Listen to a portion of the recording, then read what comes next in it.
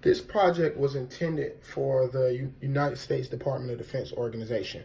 Uh, the intent was to enhance the human resource management skills of the student while also improving the company's overall value. The goals that have been set will accomplish further improvement, quality of employee work, uh, and assist the company with striving to be the best that they can be. To assist with the contract, the student will use the principal deputy at the Department of Defense, along with several human resource officers at Lockheed Martin and at Department of Defense, along with information from the internet and the human resources management books, and also quite a few books. So let's get into what the goals would be to help out the Department of Defense.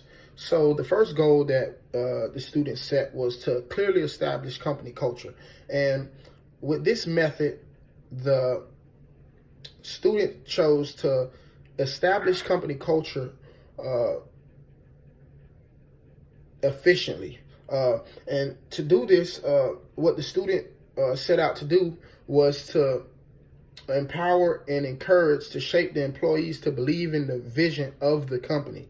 When the employer and the employees buy into that vision, that is the most important thing that we would say that would help the company clearly establish their culture, along with keeping everyone accountable and holding everyone accountable through the culture of accountability tool that we will talk about in the video that goes along with goal 1.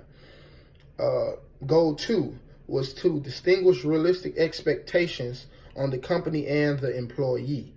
And so with that, the method was to basically just distinguish make the expectations clear and why they should be enforced. That was the main thing that we set out to do, with the standards and the behavior and the responsibilities of the job, but not just telling the employee what to do and telling them why to do it and why it's important that they do it. And if we believe if the expectations are understood properly, that there would be more effort to live up to the expectations, just not just doing it because they said do it. Okay, I'm doing my job because I know my job has a direct impact on something else. And if I don't do my job, something could happen. Something negative could happen to someone else because of me not doing my job. So that's why we wanted to, just kind of distinguish realistic expectations. And the third goal was to update company policies.